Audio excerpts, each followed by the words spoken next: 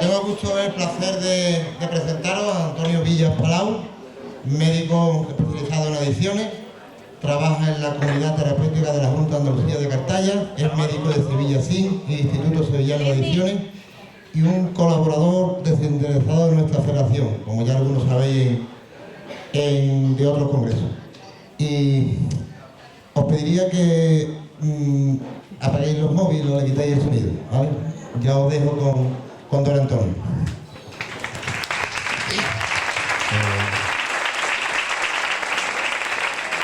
Bueno, buenos días, ¿se oye bien? Bueno, yo como no traigo vídeo no tendremos tanto problema. En primer lugar, agradecer a la AFAR la oportunidad que nos da de reencontrarnos con viejos amigos y con nuevos amigos. Cuando vi el cartel del Congreso, la frase de abajo me gustó mucho, ¿no? La de no solo es dejar de consumir, pero bueno, habría que preguntarnos un poco por qué no solo dejar de consumir. En referencia a que estamos a la FAR, probablemente a lo largo de cuando vayamos hablando de cositas, me centraré más como si fuera alcohol, pero yo creo, porque lo vamos a entender quizás mejor, pero bueno, yo creo que ya tenemos todos muy claro que todo es lo mismo y todo bebe de la misma fuente, o sea, da igual hablar de alcohol, cocaína, heroína, juego, cualquiera de ellas, al final es lo mismo y el abordaje siempre debe ser el mismo y los destrozos son los mismos. Entonces, habría que plantearse eso, el por qué no basta solo con dejar de consumir. ¿Alguno de los de aquí piensa que funcionaría? Bueno, pues vamos a intentar entre todos reflexionar el por qué, porque hay gente que nos llega a la consulta y hablan contigo y ya lo tengo muy claro. De hecho, como diría Paco Gandía, el ejemplo que os voy a poner ahora es verídico. Recuerdo hace ya, algunos ratitos, cuando estábamos en Anclaje, en una asociación, que llegó allí un hombre, aparentemente con problemas de alcohol. El monitor llegó por la tarde, era bastante tarde.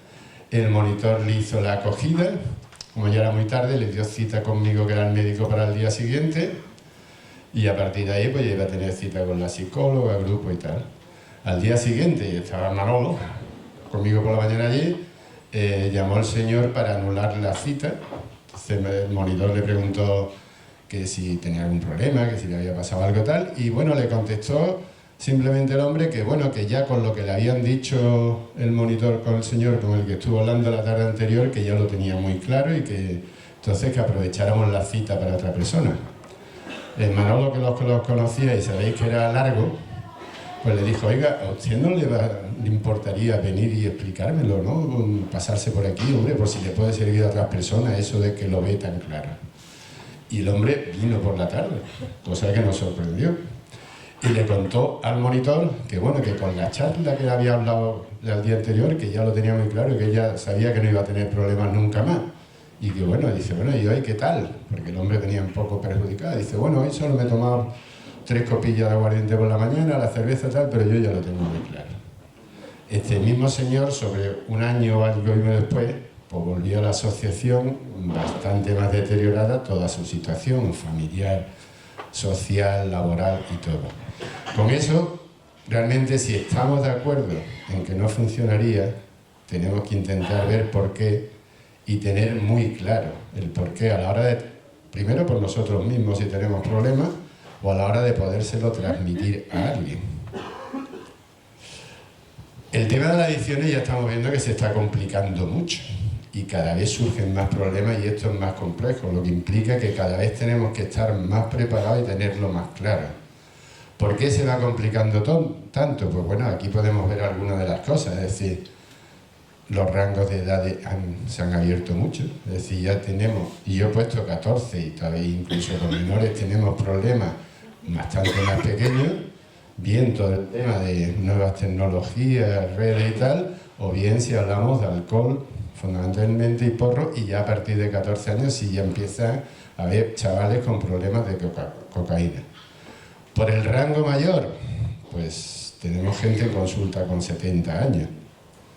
Y nos sorprenderíamos si te aparece alguien, pero ya no nos sorprendemos nosotros a lo mejor con 56 o con 60 y que tiene un problema con la cocaína.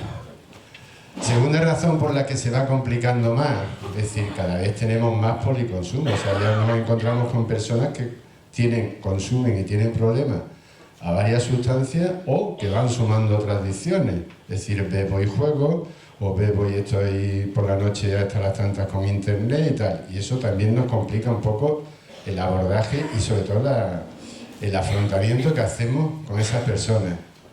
Los entornos familiares también están más complicados, es decir, porque ya se está mucho más quemado, es decir, ya vemos muchas familias que van arrastrando historias de adicción a miembros suyos desde hace años.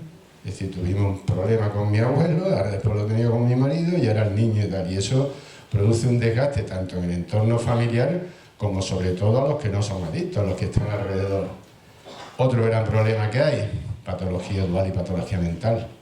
Es decir, cada vez muchas de las personas que tienen problemas de adicción están acudiendo con otros trastornos psíquicos. Bien porque se han disparado con la adicción o bien porque estaban ahí solapados y las mismas adicciones han hecho que afloren, y eso complica bastante más el abordar a estas personas. Entonces yo creo que cuando alguien llega, la primera obligación, o por lo menos nosotros nos lo planteamos así, es, como profesionales, aclararle cosas. Es decir, explicarle a esa persona qué le está pasando y después, bueno, a partir de ahí, que ella decida y empezaremos a trabajar. Es decir, para mí muchas veces, si lo analizáramos fríamente, el por qué está en la consulta, pues a lo mejor no hacía falta que viniera. Aunque te llamen y te digan lo que toma, lo que no, podía decir, pues son ustedes esta medicación o lo que fuera, vaya grupo tal. Es decir, lo que tenemos que centrar bien cuando alguien nos llega es conseguir que él tenga claras las cosas y entonces en vez de tanto el por qué, el para qué está ahí, y a partir de ahí empezar a mirar para adelante. Entonces yo generalmente siempre empiezo a aclararles cosas, ¿no? Y una de las cosas que tenemos que primero aclarar, porque les genera mucha duda, son lo que llamamos los falsos mitos, ¿no? Es decir, viene una persona y, por ejemplo, si nos centramos en el alcohol, pues lo primero que había que aclarar, es decir, que le guste o no, cuando estamos hablando de alcohol estamos hablando de una droga. Igual que ocurre con cualquier droga, con conducta adictiva, pues eso genera tolerancia, cada vez voy a necesitar más y genera adicción. Entonces, el que lo tome la abuela o el que lo tome todo el mundo, si a usted le genera un problema, se lo está generando. Es decir, el que una cosa sea muy frecuente no quiere decir que sea normal. Si en Sevilla hay ciertas zonas que te pegan un tirón de bolso y ahora cuando tú lo cuentas, dices, no, es que ahí es normal. No, perdone usted, es frecuente. Y desgraciadamente no es agradable, pero de normal no tiene nada. Otra de las cosas que te dicen muchas veces, mire usted, que es que yo no me he emborrachado nunca, o no me he pasado nunca con el juego, o con la cocaína, yo controlo, ¿no? El famoso yo controlo. Pues mire usted, cuando hablamos de problemas tampoco tiene nada que ver. Es decir, yo he visto enfermos con problemas de alcohol que no se han emborrachado nunca. Y otra cosa que no es relevante, que también te lo dicen muchas veces, es, mire usted, que yo no bebo ni whisky ni aguardiente, o yo no tomo cocaína, solo me tomo unos porritos para relajarme, ni el tipo de bebida, ni la cantidad, ni la frecuencia. Es decir, yo puedo tener problemas con una sustancia o por una sustancia, consumiéndola todos los días, consumiéndola una vez al mes o consumiéndola una vez al año. Luego, con todo esto que vamos diciendo, ¿cuál es la realidad que nos encontramos?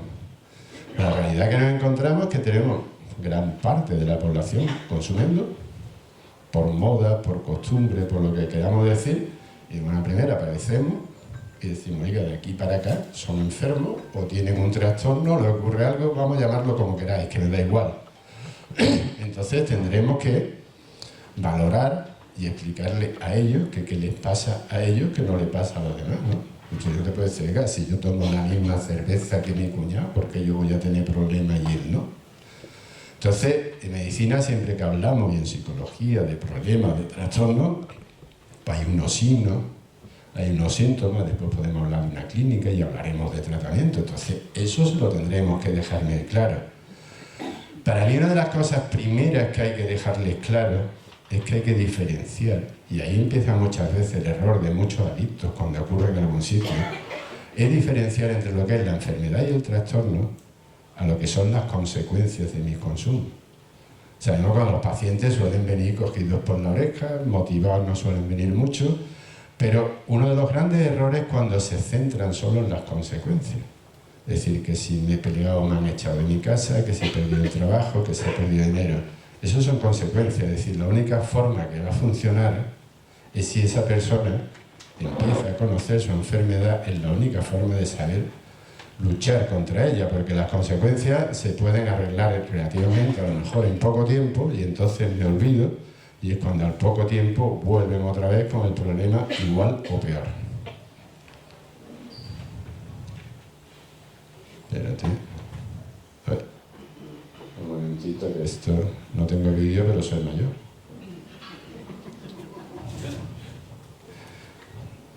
Vale.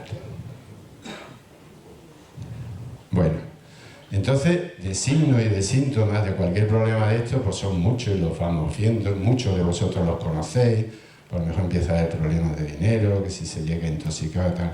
Pero hay algunos que son fundamentales para mí y marcan mucho la diferencia entre cuando hemos pasado esa barrerita, que se pasa muy fino, es decir, no olvidemos que somos animales de hábito y costumbre, y del hábito al problema muchas veces hay muy poquito.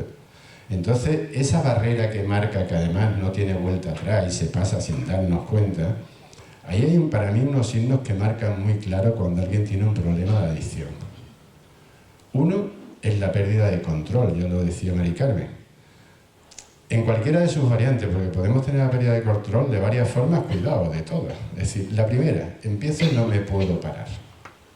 Eso te lo comentan muchas personas, se dice, no, eso es lo que decimos el día que se me calienta la boca, ¿no? Sí, sí, pero tu primo, el que poníamos de ejemplo, queda con unos amigos para tomarse 20 cervezas, a la segunda lo llaman al móvil y dice, oye, que me voy, que me tengo que ir. Y tú el día que empieza, a lo mejor, como digo yo, no voy ni a cobrar una herencia. Es decir, empiezo y no me puedo parar. No, es que solo voy a jugar media horita. Y me dan las 5 de la mañana. Segunda forma de pérdida de control. Son personas que no pueden estar sin consumir. Es decir, son personas que llegan horas, momentos determinados, días determinados, situaciones determinadas y tenemos que consumir. Cuando hablo que consumir, los recuerdos nos referimos a todo. De hecho, nosotros, en los grupos nuestros, da igual el juego tal, siempre se habla de consumo. Entonces, esas personas llegan a esa hora y si no, estás inquieto, estás nervioso, oye, que hay que acabar esto, déjalo, venga, vamos a tomar una cerveza y ya lo acabamos mañana. O incluso son personas que hay situaciones en las que incluso aunque el entorno esté consumiendo, yo pueda consumir, si no van al ritmo que a mí me pide el cuerpo, aunque yo no sea consciente de ello, son personas que empiezan a buscar las copitas extras, que yo le digo. Es decir, espérate, voy a comprar tabaco y se meten en el bar de lado y hace traga, traga. Es decir, empezamos a consumir rápido, a beber a escondidas, a negar consumo. ¿Y cuál es la tercera forma de pérdida de control que se tiene? Son personas que no son capaces de dejar de consumir. Por más que digan muy bien, o en casa es verdad, os lo juro, ya no pasa más, o es verdad, ya no me meto más en internet estatal, ya llego y me acuesto. Sí, estoy muy bien 8, 10, 15, 20 días, pero al que hace 21, cataplum. Hay otro signo que marca mucho el cuando tenemos problemas de adicción, y es el malestar contigo mismo. Y digamos, ese es el auténtico infierno de un adicto. Y aquí también da igual que hablemos de cocaína, de alcohol, de juego y tal. Y da igual que estemos en un congreso de asociaciones de enfermos rehabilitados. Es decir, si vemos un vídeo, si vemos algo de un negrito, un tío en Nueva York, otro en Australia, da igual de la sustancia, de la adicción que hablen, si oís a personas que han conseguido salir, fijaros que todos tienen una cosa en común. Yo estaba mal, era una mierda, era un infierno. De hecho, y si ponemos un ejemplo, por ejemplo, imaginaros dos chavales de 27, 28 años que se enreden igual un fin de semana. Uno es adicto y el otro no. Empiezan unas copas, pom, pom, pom, y se lían, y al final son las tantas, toman no sé qué, no sé cuánto y tal. Si nos fijamos al día siguiente, el que no tiene problemas de adicción, hablando con un amigo dirá, hostia, tío, vaya pasada, que nos enrollamos, me he gastado no sé cuánto, mi novia está enfadada conmigo, pero al final él dirá, pues yo, me ha pasado a puta madre, pasa que no paga. El adicto al día siguiente está hecho una mierda con él. Y eso es otro síntoma crónico. Es decir, un adicto cuando ha pasado esa barrerita no va a volver nunca a poder consumir tranquilo, siempre va a ser un infierno para él. Aunque se vaya el tío a San Sebastián, se pide ahí una copa él solo, es como yo digo, ya tiene el gusanito por el brazo diciéndote, hijo puta, ya estaré. Es decir, y la pérdida de control también es para siempre. Entonces, para mí son de los síntomas que más marcan esa diferencia de donde puede estar quizás muchas veces, que puede haber situaciones de abuso por determinadas circunstancias en un periodo, a cuando se ha pasado esa barrerita y existe la adicción. Y a partir de ahí no hay marcha atrás. Hay otra cosa que en la calle tampoco se sabe mucho. Y entonces creo que también es importante, sobre todo el primer día, y explicarlo. ¿Por qué? Porque cuando pasamos esa barrera, a partir de ahí, empezamos a tener 3 zonas afectadas. Y el que una no esté hoy hecha polvo, no quiere decir que lo vaya a estar dentro de 6 meses, 1 año o 2, y nos da exactamente igual. Hay una afectación física importante. Hay una afectación psicológica. Ansiedad, cambios de humor, cuadro depresivo, agresividad, se pasa de todo menos de consumir, aunque cuando el cuerpo me lo pide. Y hay una afectación social. Pareja, familia, hijos, trabajo, dinero, historias. ¿Qué ocurre si yo ya pasé la barrera y sigo consumiendo? Llegará un momento en que físicamente estás hecho un trapo, psicológicamente no vales un duro, pero cuidado, socialmente te lo vas a cargar todo. Es decir, al lado de un adicto activo bien, no aguanta nadie, se te cae todo. Es decir, y la única opción que le cabe a esa persona es buscar una abstinencia sostenida y mantenida. Pero no por capricho nuestro, porque nosotros tengamos nada que ver en contra de, sino porque la realidad de su enfermedad, es decir, el síntoma fundamental es la pérdida de control. Entonces, cualquier intento de control que quiera hacer no va a servir para nada. Si todos los que estamos aquí, imaginaros que a partir de este momento fuéramos alérgicos al móvil, no se trata de narices. Da igual que lo cojas por un sitio o por otro, nos saldrían ronchas. Y decimos, es que yo antes cogía el móvil y tal, pues mire usted, a partir de ahora era alérgico, no lo puedes tocar. Luego, eso hay que tenerlo claro, es decir, también hay que tener claro que cuando hemos tenido una conducta adictiva, el por qué pedimos nosotros, llámese abstinencia, no volver a esa conducta, lo que sea. Porque si yo he pasado esa barrera y hablamos de enfermedad crónica, y ahora lo veremos, si yo pico y vuelvo rápido donde lo dejé. Se vuelve rápido, no se vuelve al principio. Es decir, en esto hay una sustancia que el ejemplo lo tenemos muy claro, tabaco. Si una persona se fumaba 2 paquetes educados y deja de fumar, y al año o a los 6 meses va un día a la boda y dice, bueno, me voy a fumar un Winston, como yo he fumado educado da igual, un Winston, 2 Winston, 3 Winston, paquete educado aquí. Pero voy al mismo ritmo que cuando lo dejé. O sea, no vuelvo como cuando empiezas a fumar, que un día te fumo a lo mejor un cigarro, después no fumo, no compras, a lo mejor un día que sale fuma más. No, se vuelve rápido. Por eso cuando muchas veces las recaídas son tan puñeteras, tan jodidas, se pasa tan mal y tan desastrosas, porque te dispara lo bestia. Por eso volvemos otra vez a que la única alternativa que le queda a esa persona es no consumir, no volver a lo mismo. Y por eso quizás no vale solo con dejar de consumir, porque eso no es fácil si no hacemos muchos más cambios. Hay que cambiar muchas cosas. Salir de una adicción y los cambios que hace un adicto es muy complicado. Si personas que no lo son tuvieran que hacer la mitad de los cambios que ellos hacen, estarían súper agobiadas, ¿eh? Y muchas veces pedimos que esos cambios se hagan como las obras, estando todos en casa. Entonces el follón es más gordo porque no permitimos a esa persona que se recupere o que no, sino que hay que moverse rápido, ¿no? Entonces, una de las cosas que normalmente le genera dudas, sobre todo al principio, y además lógico y comprensible, es que si no se atreven a preguntártelo, lo piensan, ¿yo cómo he llegado a esto? ¿Por qué? Si yo no soy torpe, no soy mala persona y tal, ¿no? Entonces hay que explicarle lo que le ha ocurrido. Es decir, por ejemplo, y volvemos ya aquí al alcohol porque tiene un aspecto interesante, al alcohol. Dice, bueno, yo como he tenido problemas, si yo he vivido en mi casa con mi padre, con mi novia, con todo el mundo, ¿no? Y porque yo sí, ¿y cómo he podido llegar yo a esto? Fijaros bien, por ejemplo, ¿cómo funciona? Bueno, pues vamos a ponernos de ejemplo el alcohol. Lo prueba. Curiosamente he cogido el alcohol porque además es curioso porque las primeras pruebas con el alcohol es una sustancia que nos rechaza, nos produce rechazo. Es decir, llegamos de beber a un chaval y un niño pequeño algo y ponen cara de asco. O incluso los adultos, ¿no? Se pone de moda una bebida determinada, la prueba y decimos, ¡ay, qué asco, tío! No sé cómo podéis beber eso, ¿no? Acordaros de cuando el whisky sabe a chinche, ¿no? Entonces, a partir de ahí, ¿qué hacemos? Bueno, pues lo primero que hacemos es aprender a que nos guste. Y una vez que hemos aprendido a que nos guste, empezamos a desarrollar beneficios, ¿no? Una dos copitas me lo he pasado bien. Y se empiezan a asociar cosas con consumir. Horas, la hora de la cerveza, o días determinados, ¿no? Tenemos manzanillo rebujito en una feria y no lo bebes el resto del año. Champán en Navidad, tú preguntas, no le gusta a nadie. ¿Y por qué lo bebes? Porque es Navidad. Entonces, vamos asociando cosas con consumir. Y vamos desarrollando lo que te dicen los psicólogos, esos patrones de consumo. Muchas veces influenciados por moda, por publicidad, por influencias de personas, por tal. Y a partir de ahí esas personas, o algunas de ellas, sin darse cuenta van generando esa dependencia y adicción hasta que llegan al escalón de enfermedades.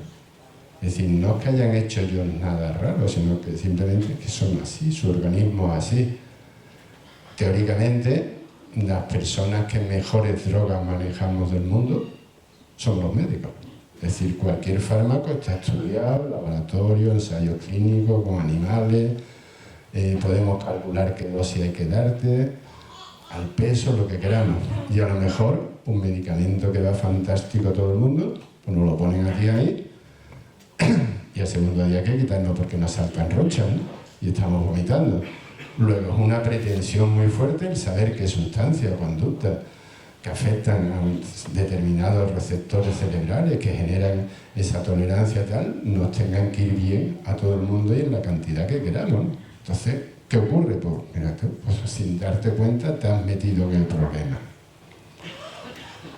Entonces surge otra de las grandes barreras que nos encontramos muchas veces, que es la culpabilidad, ¿no? Esas suelen ser personas que vienen con mucho sentido de culpa, me siento mal por todo lo que le he hecho a todo el mundo. Vamos a ver, si estamos hablando de una enfermedad, en medicina nadie es culpable de ser enfermo. Y esto no va a ser una excepción. O sea, yo os puedo asegurar que nadie decide hacerse adicto a nada. O sea, no hay tantos tontos en el mundo. Nadie se toma hoy una cerveza o se fuma un porrito para decir, o se pone un ratito con el móvil para decir dentro de 10 años la estoy liando parda y pierdo mi trabajo, mi familia. Entonces, aquí creo que es importante a esa persona hacerle esa diferencia. Porque tendemos a mezclar culpabilidad y responsabilidad, y no es lo mismo. Es decir, si yo veo al pica con mi coche y el pica se me tira adelante y lo pillo, evidentemente el responsable soy yo llevaba el coche, pero el que se ha tirado y se ha matado delante, total, luego culpable no soy. Si yo veo al pica y acelero y no voy para él, soy culpable y responsable. Luego, estamos hablando de personas que no son culpables. Cuidado, lo que sí le podemos exigir a esa persona es que sea responsable de ponerse bien. O sea, a partir de ese momento habría dos opciones. Es decir, opción A, ser responsable de ponerte bien, y solo lo puede decidir el enfermo. Opción B, que esa persona nos diga, bueno, pues yo quiero seguir con mi vida, ¿por qué no puedo yo seguir jugando, apostando de vez en cuando un día si tengo dinero? ¿O por qué no me puedo tomar una copita y una rayita por las noches o sábados? Me parece muy bien, que hagan lo que quieran. Pero entonces él sí tendrá que aceptar que los que estemos alrededor hagamos lo que creemos que tenemos que hacer. Y si yo llego a mi límite y no te aguanto más, pues no te aguanto más. Estamos hablando, y esto también es importante que lo sepan los pacientes, estamos hablando de una enfermedad crónica, pero que tiene una serie de fases, quizá un poco diferentes a otras de medicina, porque además no son fases que vayan cronológicamente, a lo mejor 1, 2 y 3, es decir, la persona puede estar saltando de una a otra o salirte, que es lo ideal, que es lo que tenemos que intentar entre todos. Esto es un poquito lo que los psicólogos llaman el modelo de Prohaska y Clemente, ¿no? Las dos primeras fases, la de negación y de ira, esas suelen venir muy juntas y esas las vemos muy rápido. Es decir, negación, no tengo problema, yo controlo, yo es lo normal, y viene el tío pegando turno. Y de enfado e ira, eso va sobre todo con los que están alrededor, ¿no? De, tú estás loca, tú estás obsesionada, eso tu hermana, así que yo no. Y se cabrean cuando les decimos que tienen problemas. Después llegan a esa fase de depresión que hablábamos antes, no en el sentido psiquiátrico que conocemos la depresión. Y ahí es donde empieza el infierno de ellos. O sea, ahí es cuando lo paso mal antes de consumir, cuando consumo y después, pero no soy capaz de dejarlo. Es decir, tenemos un señor que vive en un primero y se está lavando la cara a las 7:30 de la mañana y dice que ya no bebo más, que esto no, y baja, sale corriendo y se bebe una copa, ¿no? A partir de ahí se suele llegar a una fase de aceptación. Muchas veces, como yo digo, con condiciones o con la boquilla pequeña, ¿no? Porque bueno, hay veces que acepto que tengo un problema a todos los que están alrededor porque a lo mejor es tan claro que ya no lo puedo negar. Pero en el fondo digo, bueno, ya veré. Es decir, esta es otra de las diferencias de cuando hablamos de adicciones con otras enfermedades de medicina.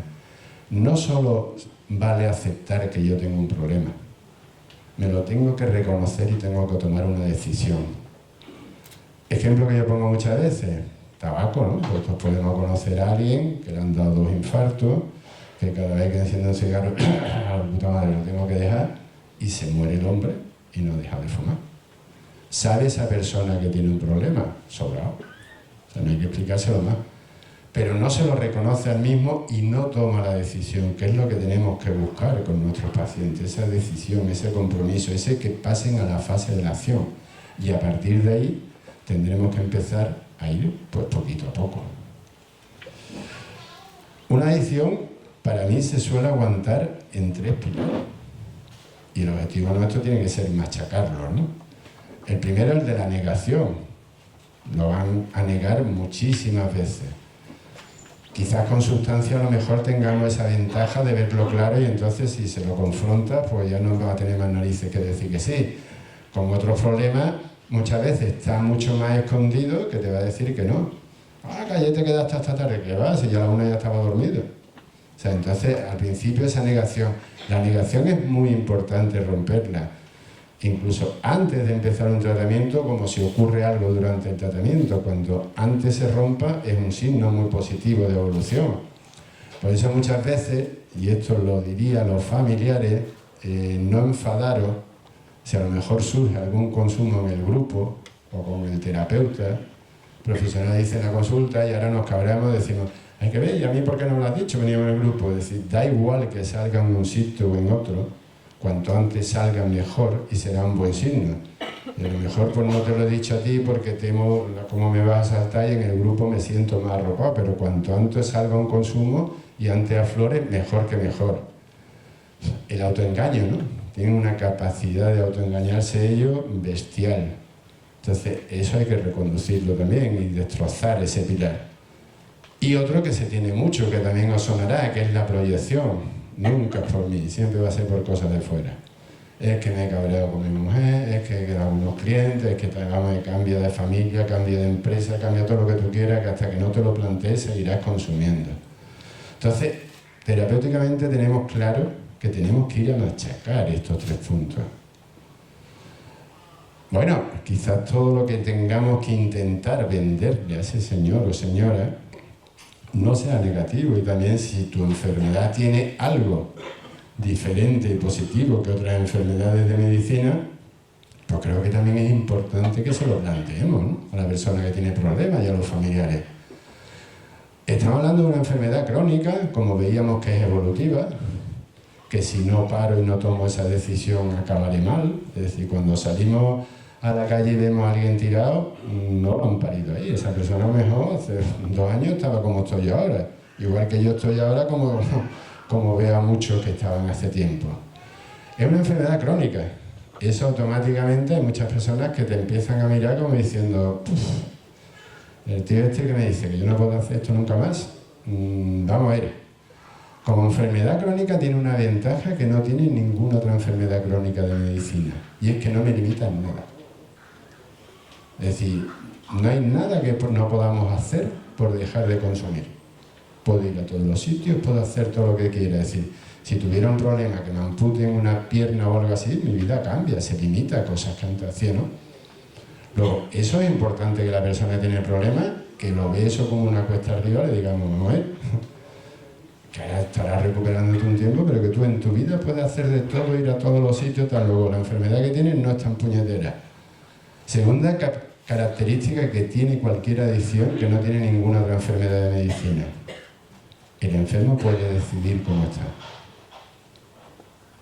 Entonces, es decir, yo creo que todos firmaríamos que para todas nuestras familias, todos los problemas médicos ni les limitaran en su vida y pudiéramos decidir cómo estamos. Luego, esa sí es una buena forma para arrancar ese compromiso con esa persona. Decir, oye, que no te va a pasar nada por dejar de consumir, puedes hacer todo y eres tú el que puede decidir. Porque esa diferencia, los que nos dedicamos a esto hace ya más de un ratito, la vemos. Es decir, la diferencia entre estar bien o estar mal, no es que este sea Superman o tenga algo que tú no tengas, es simplemente que lo ha decidido. Uno se ha puesto aquí y el otro se ha puesto ahí. Esto exactamente ocurre. Es decir, a lo mejor una vez estamos felicitando a alguien con una alta y en el otro despacho tenemos a alguien con una recaída. Pero eres el que decide. O sea, no hay pistolas por medio. Si a mí un paciente me llama y dice, oye, que me están poniendo aquí una pistola que me tome una cerveza, uno no, el barril entero. Pero si no hay pistola, entonces esa capacidad de decidir sí la tiene que saber esa persona. Entonces, ¿cuál es el abordaje de las adicciones? Ya comentaba también antes Mari Carmen. Bueno, pues hay una serie de pasos, de pilares en los que nos tenemos que ir apoyando. Evidentemente, el primer paso es fundamental: desintoxicar, cortar consumos, cortar acciones, cortar historias. Y después la deshabituación. Eso es lo largo y eso es lo complicado. O sea, el resetear todos los archivos que tenemos aquí asociados con eso que nos dispara continuamente. Es decir, en eso no hay droga ni conducta mejor o peor o más fácil, tal. Cada una tiene sus características. Hay algunas que a lo mejor pueden ser más puñeteras, ¿no? Como el alcohol, por ejemplo, ¿no? ¿Y por qué digo eso? Porque, bueno, si alguien me plantea que tengo que dejar de tomar cocaína y yo ya he pedido ayuda, bueno, la cocaína sí la tengo asociada como un hábito negativo, pues yo la compraba escondida, me la tomaba escondida, tal. El alcohol, pues de entrada nadie lo ve como algo negativo. Es decir, ¿por qué? Porque tú has consumido con tu padre, con tu novia, con tus amigos, tal. Luego me quiero quitar un hábito que no entiendo negativo, pues la veo que mucha gente lo hace. Voy a tener mucha estimulación externa, gente que no te ofrecería nada más no me lo va a ofrecer. Es decir, vas a casa de un familiar, no te va a decir, toma, quiero un porro, pero sí te va a decir, quiero una cervecita. Entonces, esa deshabituación, por ejemplo, en alcohol sabemos que va a tener que ser más larga y puede ser más complicada. Bueno, también permite el estar en todos los sitios. Yo puedo estar en el mismo sitio que tú, con un vaso, tú bebes alcohol y yo no. Es decir, cada sustancia, cada historia va a tener sus complicaciones y tal, pero todas son igual de abordables. Como decía antes Mari Carmen, cuando hay temas de internet, de móviles, sí, pero ahí no le podemos decir a un señor que no encienda el ordenador en su puesto de trabajo. Entonces ahí hay que aprender, hay que aprender a acotar, a tal, pero bueno, no podemos pedir esa abstinencia, lo que sí podemos pedir una conducta que sea diferente. O sea, si tengo que trabajar con mi ordenador, porque tengo que trabajar, no porque haga otra cosa, pero bueno, habrá que hacer otro tema de pauta. Fundamentalmente, el abordaje individual. Es decir, ahí es donde vamos a trabajar muchas cosas y bien. Otro aspecto que se olvida mucho es el familiar. Es decir, hay que abordar a la familia también. Cuando hay un enfermo, hay una familia enferma, en mayor o menor grado, pero habrá que tocarlo y si alguien está más fastidiado, esa persona hay que abordarla. Si es necesario y hace falta, pues hará falta un soporte farmacológico. Aquí, afortunadamente, a nivel farmacológico cada vez hemos avanzado más y sí tenemos buenos tratamientos para, digamos, combatir casi todo. Que muchas veces a lo mejor pues hay pacientes que le extrañará lo cuando le pone una cosa, pero bueno, si se lo explica el por qué y el para qué toma cada cosa, pues probablemente lo entenderá. Porque suena mucho impulsividad y compulsividad, ¿no? Es decir, no soy capaz de cortar ese impulso que me lleva a consumir, pero además cuando empiezo no puedo parar. Bueno, afortunadamente para eso que es el trastorno de control de impulso, si empezamos a tener fármacos que no funcionan y bien. Claro, si un paciente tú no le explicas que se lo estás poniendo para eso, pues si ve que le mandas algo que toman los epilépticos, por tío, se asusta y sin llamarte no lo va a tomar. Entonces hay que explicarlo. El soporte psicológico es fundamental también. Es decir, tanto para el paciente como muchas veces para gente del entorno, de la familia. Y después hay cosas que hay que trabajar psicológicamente a nivel individual, bien porque estuvieran de antes y no están resueltas, o bien porque han salido ahora y han aflorado. Cuidado, y no van a tener nada que ver con la adicción, pero sí hay que abordarlo. Es decir, en esta mesa no podemos dejar ninguna pata coja. Y el soporte grupal, es decir, la herramienta de la terapia de grupo es fundamental. Me decía el gran maestro que escucharéis mañana, Cristóbal Gangoso, el doctor Cristóbal Gangosa, igual que aprendemos a enfermar en grupo, el grupo es la mejor herramienta para sacarlo. Es decir, y el grupo funciona, el gran secreto que muchas veces alguien dice, bueno, ¿y cómo funciona un grupo? Es muy simple, simplemente porque no nos juzgamos. Entonces eso permite que yo me atreva a hablar y nadie se me va a tirar al cuello. Entonces por eso es una herramienta de apoyo fundamental.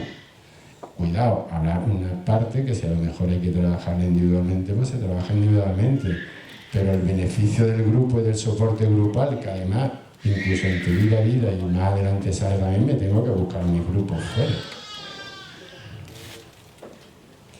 Por eso, a la hora de abordar una adicción, hay una serie de pilares que tenemos que hacer que funcionen. Y el del medio es la decisión, es decir, si una persona no quiere dejar de consumir y no lo decide él, no dejará nunca. No es el primer pilar en el que te tienes que apoyar tú como persona. Es decir, yo en mi vida le diría a alguien que porque tú dejes de consumir alcohol, cocaína o de jugar tal, tu vida va a ser fantástica, ¿no? Tu vida será como tenga que ser. Hay una cosa que no es medicina, que es sentido común. Si tú estás bien, probablemente las cosas que tengas a tu alrededor tengan opciones de estar bien. Si tú estás mal, antes o después te la irás cargando todo. A partir de ahí, familia, buenos amigos, digo familia, cuidado si la hay, lo mismo se ha perdido, pero bueno, familia, buenos amigos, compañeros de trabajo, pensar que los que nos querían y nuestros amigos de verdad, no nuestros colegas de consumo, siempre han estado ahí y están deseando de que estemos nosotros bien. Es decir, el que me iba soy yo. Es decir, otro de los errores que cometen muchos pacientes y da vergüenza, y yo creo que es importante también explicárselo, es que en la calle no se rechaza a un adicto. Es decir, en la calle no se rechaza a un enfermo alcohólico o alguien con problemas de juego, tal. En la calle, cuidado, si ahora salimos ahí, vamos a un bar y vemos a un señor echando 3.000 euros en una máquina o alguien pasado de rosca con copa tirado, vomitando, montando el pollo, estoy de acuerdo que le harán el círculo, pero a lo mejor son personas que han bebido una vez y no beben más en su vida.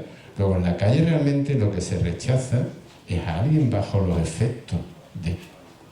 No el que yo sea enfermo, es decir, porque si a cualquiera de nosotros, incluso antes de que hubierais tenido problemas, vuestra familiar lo hubiera tenido, alguien tú le dices, oye, bebe o tal, quiere algo tal, y te dice, no, yo tuve problemas y eso lo dejé y se acabó, lo que nos genera es admiración. Es decir, le decimos, olé, y no le vamos a insistir más para que consuma.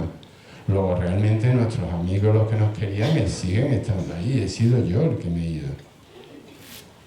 Otro de los pilares, fundamental, cambio de estilo de vida. Es decir, si sigues en lo mismo, al final va a ser el mismo. Es decir, hay que empezar a cambiar, pero además vamos a pensarlo, es decir, como enfermo, es más fácil para ti psicológicamente aceptarte y empezar a trabajar en cómo soy sin, que no intentar lo que muchas veces se intenta. Ser el mismo que era sin consumir, pero en el ambiente que consumo, porque estás amargado, no cuadras. Y entonces al final lo mandas todo a hacer puñetas. Y de hecho muchas veces, al principio, cuando el problema no era tan grande, nos lo han dicho muchas veces. Joder, es que eres uno cuando bebe y otro cuando no bebe. ¿Cuántas veces lo han dicho? Luego, si yo decido ser ahora el que no consume un día, otro y otro y otro, para mí es más fácil aceptarme como soy. Y tendré que ir cambiando muchas cosas y entender que a lo mejor cosas que antes me gustaban, ahora no me van a gustar, cosas que antes no hacía, ahora voy a hacer. Eso lleva su tiempo, que es lo que llamamos el proceso de cambio. Cuidado, igual que muchos que hemos hecho en nuestra vida sin darnos cuenta. A lo mejor comidas que te gustaban de pequeño ahora no te gustan y no te ha pasado nada. Oye, ya no lo comes. O personas, ¿no? En actitudes, en cosas. Gente que antes no iba a un gimnasio y ahora está el tío a las 7 de la mañana pegando cabras. Acordaros un poco de ese refrán de quién te ha visto y quién te ve. Entonces, pero eso lleva su tiempo y ahí hay que empujar un poquito. Pero si eso no se cambia, no, porque entonces entramos en un duelo continuo. Estamos ahí tensando una cuerda y aguantaremos mientras todo nos vaya muy bien y esté estable. Pero en el momento que alguno de nuestros pilarcitos se rompa, tengo un problema en el trabajo, en mi casa, automáticamente caeré. Por eso todo eso hay que cambiarlo y por eso no vale solo con dejar de consumir. Tengo que cambiar muchas cosas más. Me tengo que apoyar en el tratamiento, el individual, el familiar, tengo que seguir con ellos y sobre todo el grupo. Es decir, va a ser uno de los pilares que tengamos. Grupo de amigos, grupo de terapia, pero tengo que apoyarme en grupo. Porque además me creo una zona de seguridad. Son situaciones en las que me voy a sentir seguro y tranquilo. Entonces, ¿cuál es el camino que tenemos que seguir? Bueno, el papel de las asociaciones es fundamental ahora mismo. En ella, evidentemente, una de las cosas que más aportamos es el tema de grupos. Las asociaciones tienen que seguir estando ahí. Cuidado, tenemos que entender que a lo mejor esto solo en algunos pacientes, tal como están midiendo las características, no vale. A lo mejor hay que hacer un tratamiento individual, más cosas.